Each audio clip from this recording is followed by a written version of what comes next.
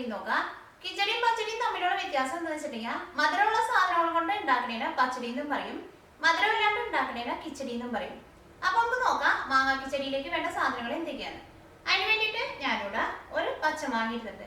ഈ പച്ചമാങ്ങ 1/2 കിലോ മാങ്ങയുണ്ട്. ഇത് ഞാനിവിടെ ഇതേപോലെ കുറച്ച് ചെറിയ പീസായിട്ട് കട്ട് ചെയ്തെടുത്തിട്ടുണ്ട്. ഇത് കട്ട് ചെയ്തെടുക്കുമ്പോൾ കൊത്തിയരിഞ്ഞെടുക്കരുത്, ഇതേപോലെ കുറച്ച് ചെറിയ പീസായിട്ട് കട്ട് ചെയ്തെടുക്കാം. ഇത് കറിയാക്കാൻ വേണ്ടിയിട്ട് ആദ്യം മാങ്ങ വേവിച്ചെടുക്കും.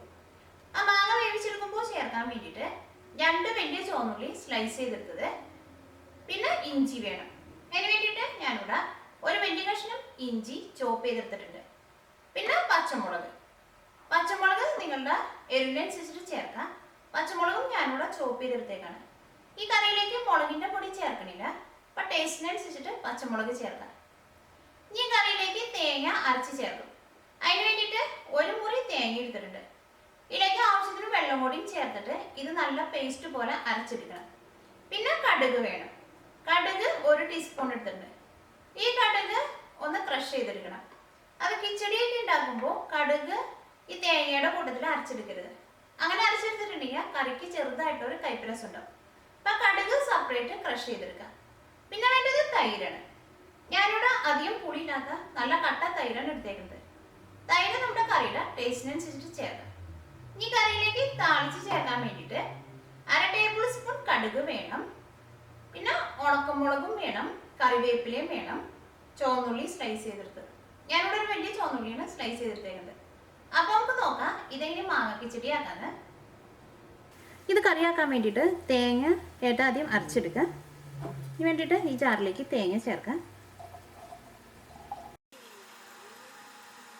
ഇതിലേക്ക് ആവശ്യത്തിന് വെള്ളം കൂടിയും ചേർത്തിട്ട് ഇത് നല്ല പേസ്റ്റ് പോലെ അരച്ചെടുക്കുക. തേങ്ങ നിങ്ങൾ അരച്ചെടുക്കുമ്പോൾ ഇതിലേക്ക് ചേർക്കണ വെള്ളം നല്ല തണുത്ത വെള്ളമാണെങ്കിൽ വെള്ളം പതുക്കൊന്ന് ചൂടാക്കിയിട്ട് ചേർക്കാം. എന്നാൽ മാത്രമേ തേങ്ങ നിങ്ങൾക്ക് ശരിക്കും അറിഞ്ഞിട്ടുള്ളൂ. ഇത് കറിയാക്കാൻ വേണ്ടിയിട്ട് ഒരു മൺകലം വെച്ചിട്ട് ചൂടാക്കുക. ഇതിലേക്ക് കുറച്ച് വെളിച്ചെണ്ണ ഒഴിക്കുക. ഈ കറി വെളിച്ചെണ്ണ ഉണ്ടെങ്കിൽ വെളിച്ചെണ്ണയിൽ ഉണ്ടാക്കുക. ഇതിലേക്ക് ചുവന്നുള്ളി ചേർക്കുക, ഇഞ്ചി ചേർക്കുക, പച്ചമുളക് ചേർക്കുക.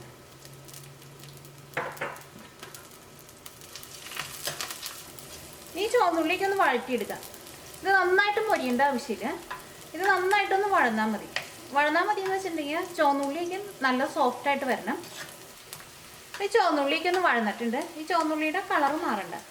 ഇതിലേക്ക് മാങ്ങ ചേർക്കുക. ഇതിലേക്ക് ആവശ്യത്തിന് ഉപ്പ് ചേർക്കുക.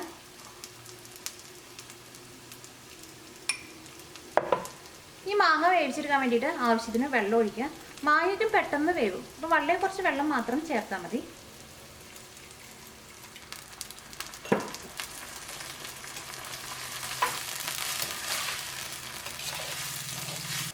ഈ മൂടി വെച്ചിട്ട് ഈ മാങ്ങ വേവിച്ചെടുക്കുക.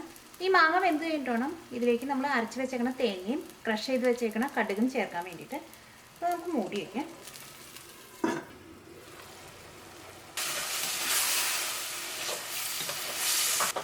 മാങ്ങ വെന്തിട്ടുണ്ട്. മാങ്ങ നന്നായിട്ട് വെന്ത് ഉടയേണ്ട ആവശ്യമില്ല. മാങ്ങയൊക്കെ ആകുമ്പോൾ പെട്ടെന്ന് വേവും. ഇതിലേക്ക് അരച്ച് വെച്ചേക്കണ തേങ്ങ ചേർക്കാം.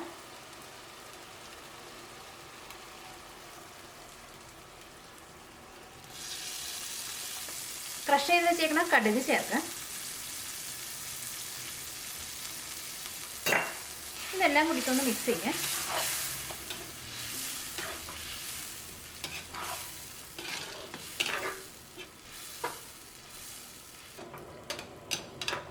ഇതൊരു 5 മിനിറ്റും കൂടി ഇതൊന്ന് മൂടി വെച്ചിട്ട് വേവിക്കുക.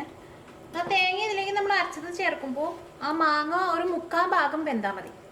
പിന്നെ തേങ്ങ അരച്ചതും കൂടിയും ചേർക്കുമ്പോൾ ആ മാങ്ങ നല്ല കറക്റ്റ് പാകത്തിന് വെന്ത് കിട്ടും. നമുക്കൊരു 5 മിനിറ്റും കൂടി ഇതൊന്ന് മൂടി വയ്ക്കുക. ഈ മാങ്ങയും ഈ അരപ്പും ഇതിനകത്ത് നന്നായിട്ട് മിക്സ് ആയിട്ടുണ്ട്. ആ പച്ചത്തേങ്ങയുടെ ആ പച്ച സ്മെല്ലൊക്കെ പോയിട്ട് ആ തേങ്ങ അരച്ചതും ഇതിനകത്ത് കിടന്ന് നന്നായിട്ട് വെന്തിട്ടുണ്ട്. ഇനി നമുക്ക് തീ ഓഫ് ചെയ്യാം. ഇതിലേക്ക് തൈര് ചേർക്കാം. പച്ചമാങ്ങയാകുമ്പോൾ അത്യാവശ്യം നല്ല പുളി ഉണ്ടാവും. അപ്പം ഞാനിതിലേക്ക് അധികം പുളിയില്ലാത്ത തൈരാണ് ചേർക്കുന്നത്.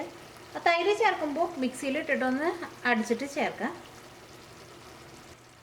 അത് നിങ്ങൾ ആദ്യം കുറച്ച് ചേർത്തിട്ട് പിന്നെ ടേസ്റ്റ് നോക്കിയിട്ട് പിന്നെ വേണമെന്നുണ്ടെങ്കിൽ രണ്ടാമതും ചേർക്കാം.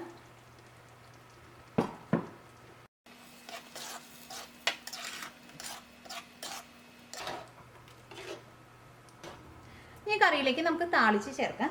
കറിയിലേക്ക് താളിച്ചൊഴിക്കാൻ വേണ്ടിയിട്ട് ഒരു ചെറിയ പാൻ വെച്ചിട്ട് ചൂടാക്കാം. ഇതിലേക്ക് കുറച്ച് വെളിച്ചെണ്ണ ഒഴിക്കുക. ചൂടായ വെളിച്ചെണ്ണയിലേക്ക് ആദ്യം തന്നെ കടുകിട്ട് പൊട്ടിക്കുക. അപ്പോൾ കടുക് പൊട്ടിയിട്ടുണ്ട്. ഇനി ഇതിലേക്ക് ഉണക്കമുളക് ചേർക്കുക. ഉണക്കമുളക് ചേർക്കുമ്പോൾ പതുക്കൊന്ന് ചെറുതാക്കിയിട്ട് ചേർക്കുക. ഇതിലേക്ക് കറിവേപ്പിലയും ചുവന്നുള്ളിയും ചേർക്കുക.